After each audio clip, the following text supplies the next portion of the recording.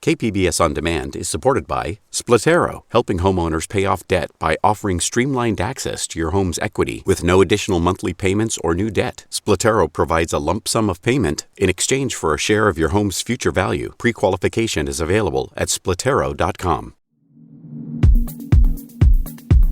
San Diego County health officials reported at least 1,200 new COVID-19 infections on Tuesday. The county reported 26 new deaths, one of the highest daily totals since the pandemic began. Health and Human Services Secretary Dr. Mark Ghali says there's been a 70% increase in hospitalizations in California in the past 14 days. He says the modified stay-at-home orders are critical for keeping the healthcare system from being overwhelmed. The goal of saving lives becomes threatened when that system isn't as robust and as strong as it can be to deliver care to as many Californians as need it. As of Tuesday, only the Southern California and San Joaquin Valley regions have triggered the stay-at-home orders. 5 Bay Area counties voluntarily adopted the restrictions. Other regions, such as the Greater Sacramento region, are on the edge of facing mandated restrictions. San Diego County's drive-up testing sites will be by appointment only by the end of this week. This is due to safety concerns over the long lines forming at the sites. Walk-up testing sites will still be open with no appointment needed. But to schedule a COVID-19 test, you can call 211 or go to 211sandiego.org. It's Wednesday, December 9th. This is San Diego News Matters from KPBS News. I'm Annika Colbert. Stay with me for more of the local news you need to start your day.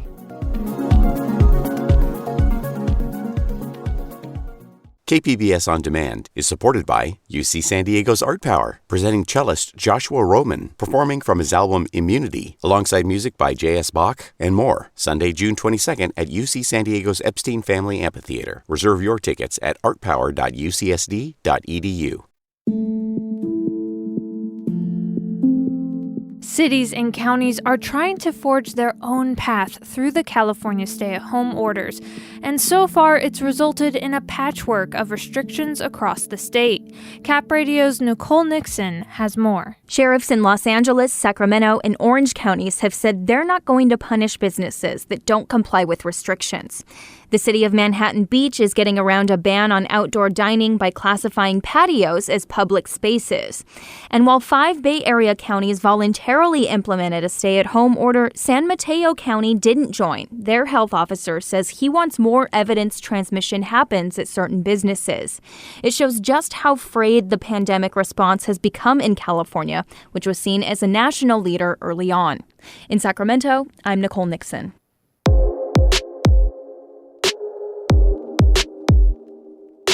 The state-imposed regional stay-at-home order will be in place here in San Diego County for at least 3 weeks.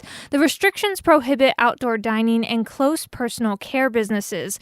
KPBS reporter Matt Hoffman spoke to one owner who is abiding by the restrictions to keep his staff and his guests safe.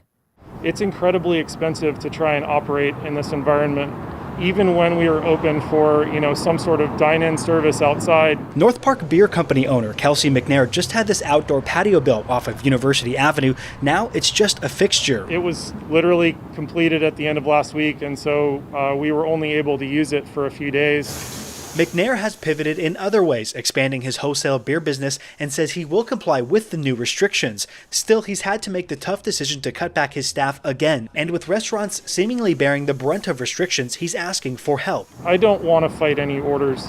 What I really would like to see is more help from, the local, state, and federal government as far as financial relief goes. $20 million in county grants are available right now, but before today, that was only for businesses impacted by purple tier restrictions. Today, the County Board of Supervisors opened it up for everyone impacted by the regional stay-at-home order. That includes personal care businesses, which have to close their doors entirely. Financially, it's awful, but we're staying afloat.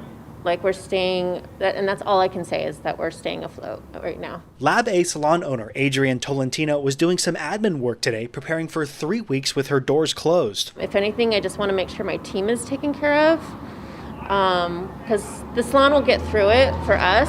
I know a lot of salons won't, but I just want to get through. I just hope it's 3 weeks.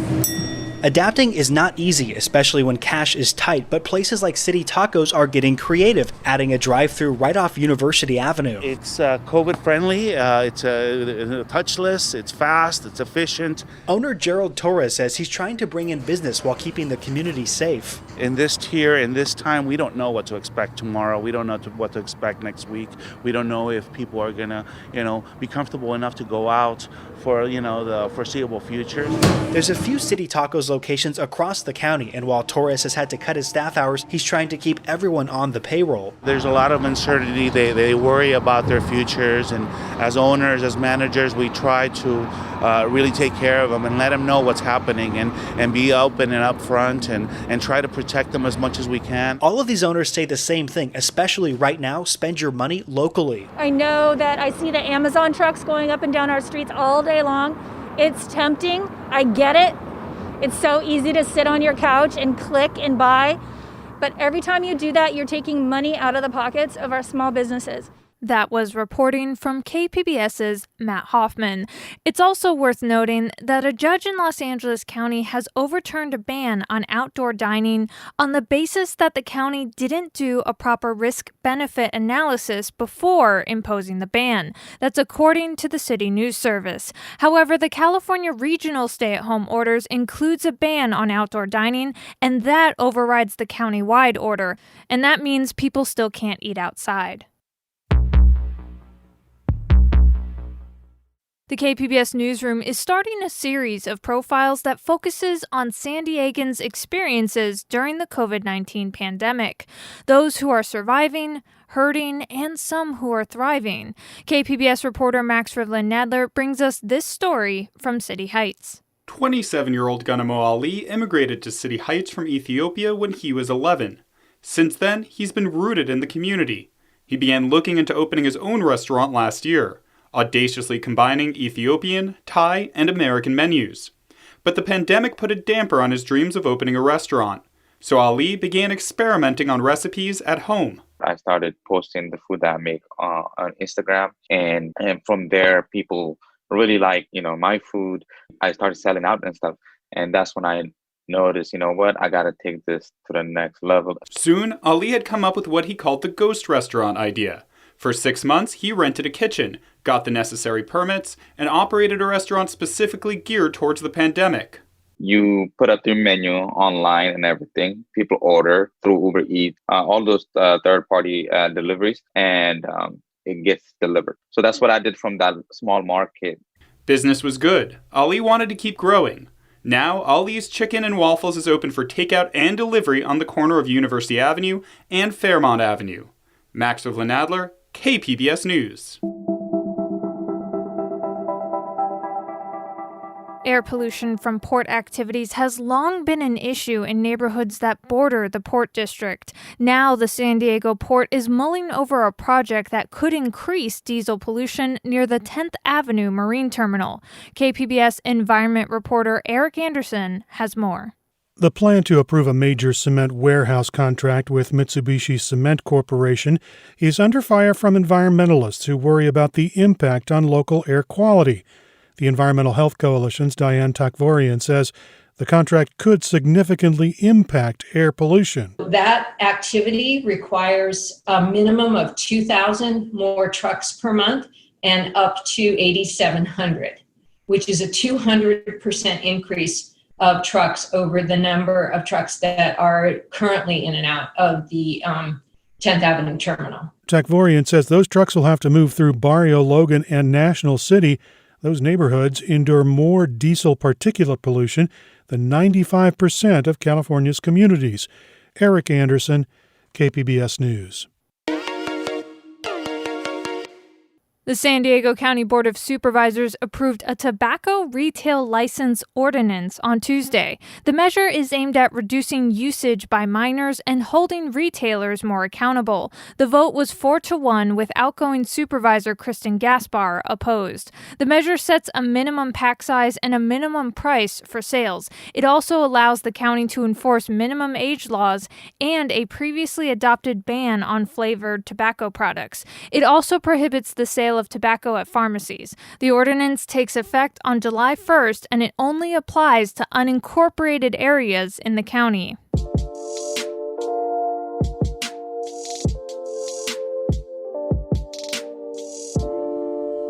Today is San Diego Mayor Kevin Faulconer's last day in office.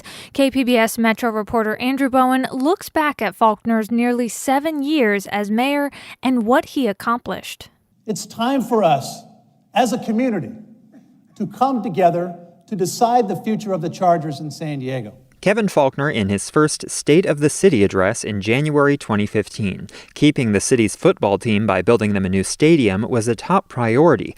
Faulconer created a stadium task force and spent more than $2 million on an environmental impact report to clear the stadium for construction. And so I want to thank the Spanos family, the entire Chargers organization, and the fans for your continued commitment to San Diego.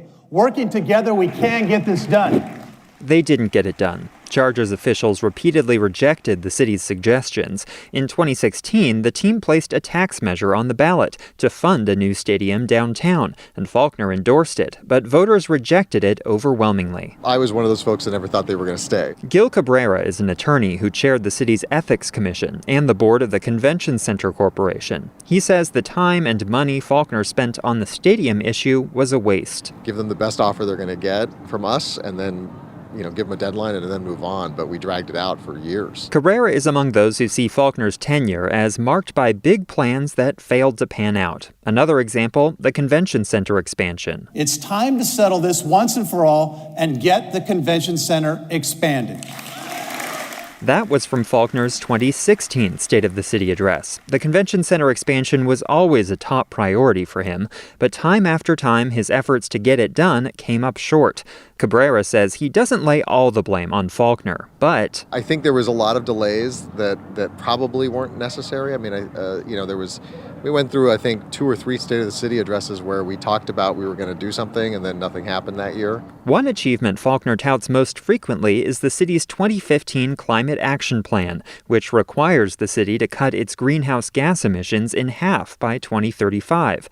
Nicole Capritz leads the nonprofit Climate Action Campaign and was one of the plan's main architects. I think he enjoyed the accolades that came with passing the climate plan, but I don't think his heart was ever in the implementation of the climate plan. Capritz says Faulconer was too slow in starting the transition to 100% renewable energy, and she says he hasn't been the biggest champion for reducing the city's dependence on cars. He's mostly a go-along, get-along kind of guy, and if he can sidestep more challenging conversations, then he's likely to do that.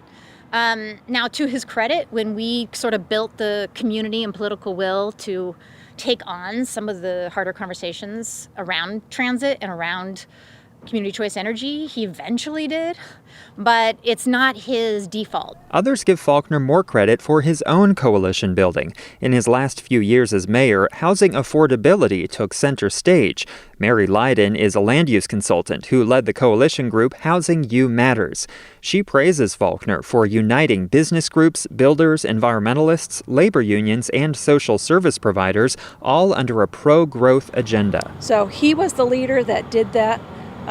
All kinds of policy has been put into place in the last couple of years, and we'll see in the next few years if those strategies actually are working. Among those strategies, ending parking requirements for new apartment buildings near public transit, rezoning parts of the city for higher density housing, and adding new incentives for developers to include subsidized affordable homes in their projects. Leiden says none of that was easy. San Diego has kind of a reputation for being a NIMBY city. It's beautiful here.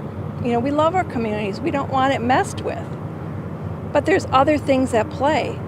And housing became the issue that our leaders needed to focus on. And Mayor Faulconer stepped up to the plate on that. As many have long suspected, Faulconer is considering a run for governor in 2022. As a Republican in blue California, the odds are stacked against him, and voters will look to his record as mayor for evidence he has what it takes to lead the state. That was KPBS Metro reporter Andrew Bowen. Coming up next on the podcast, Andrew has a full interview with Kevin Faulconer. That's next, just after this break.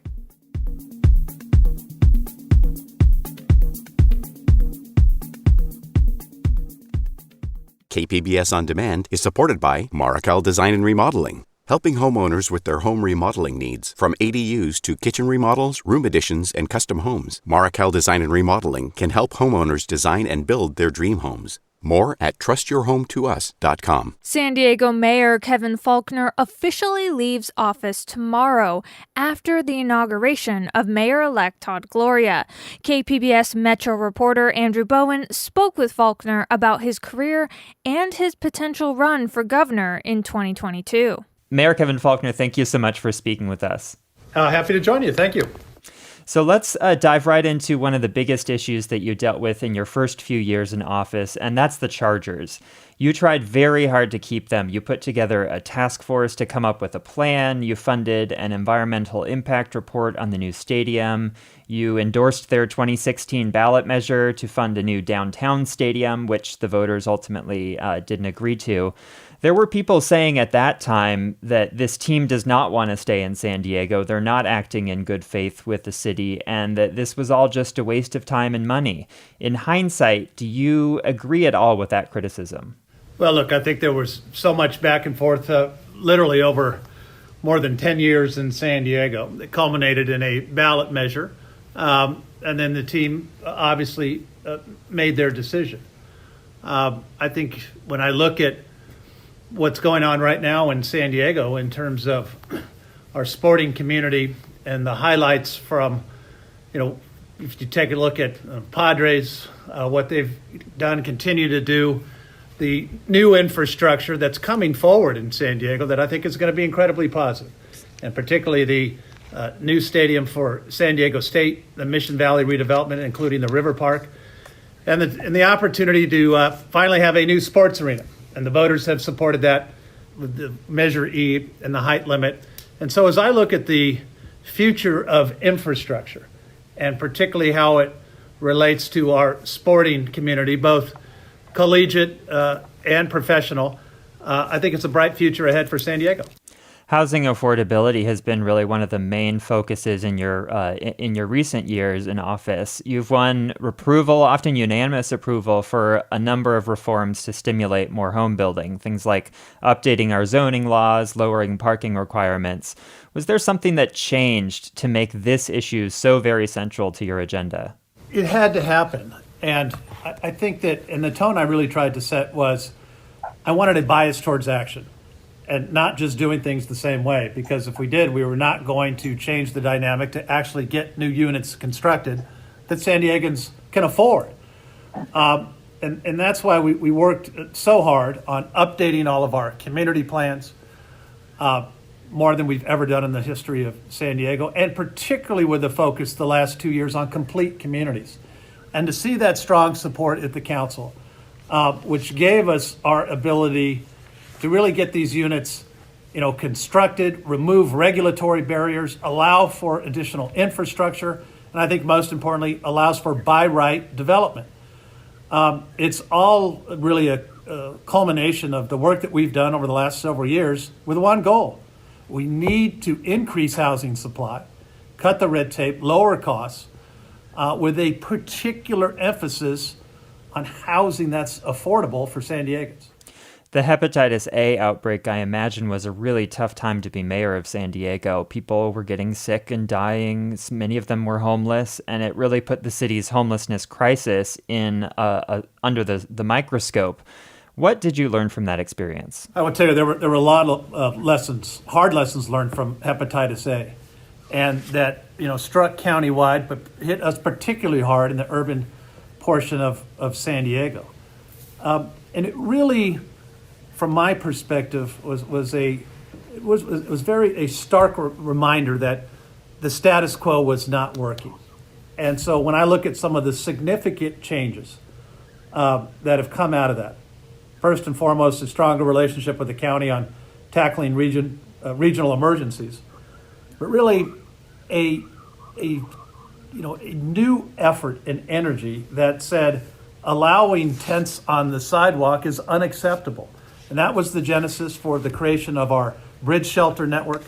We had the ability to house every night up to 1,000 individuals, our storage centers, and really the safe neighborhood, safe parking lots we've done.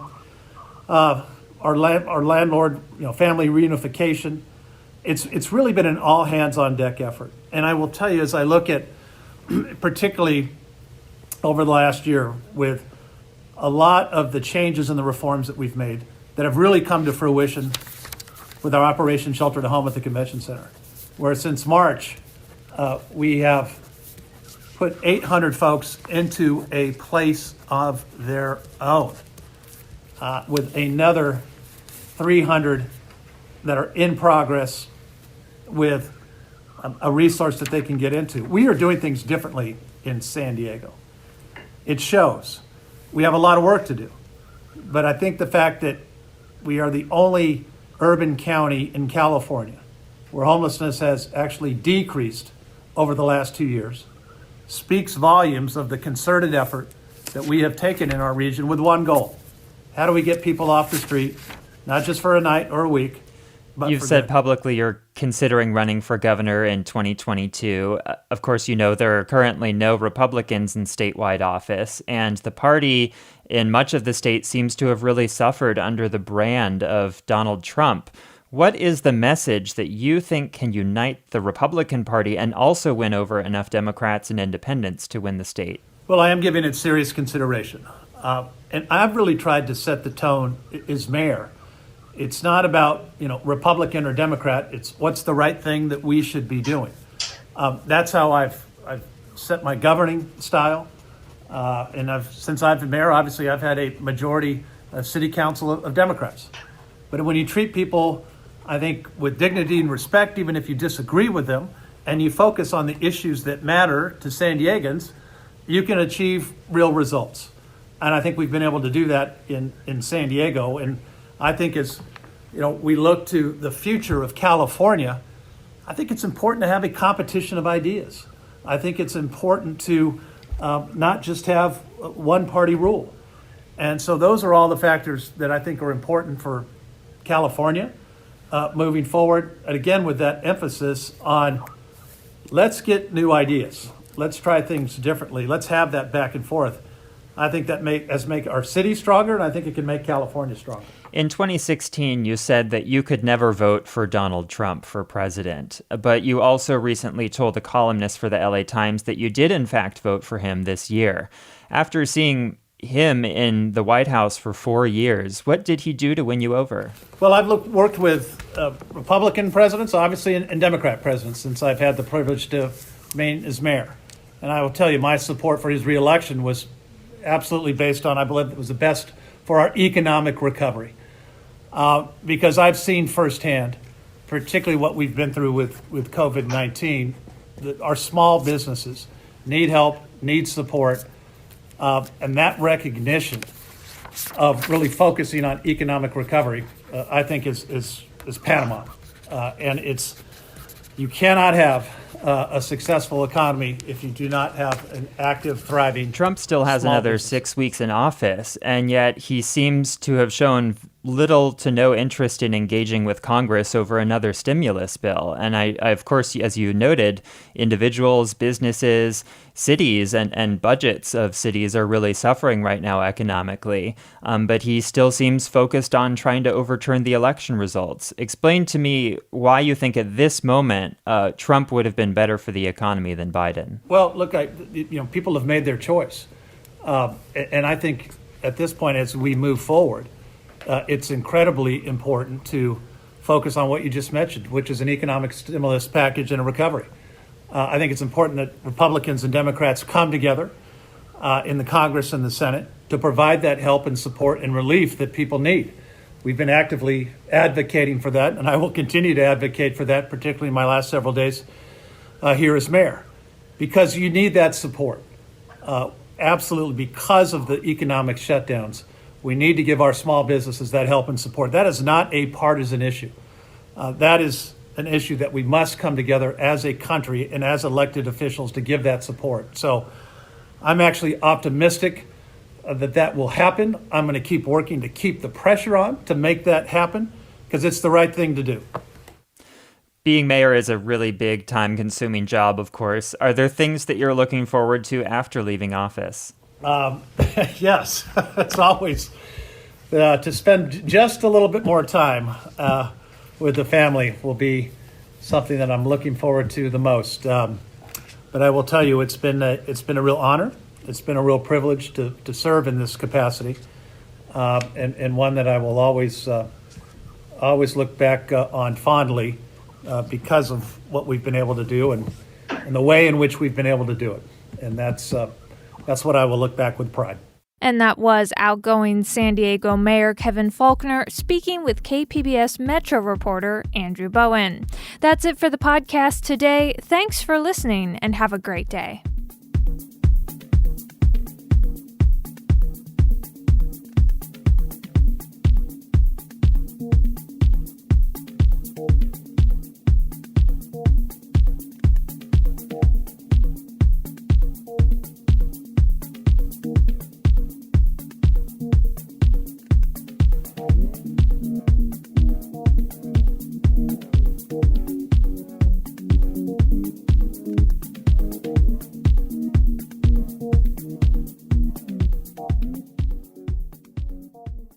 KPBS On Demand is supported by Paint Care, offering households and businesses in California more than 800 leftover paint drop-off sites for recycling.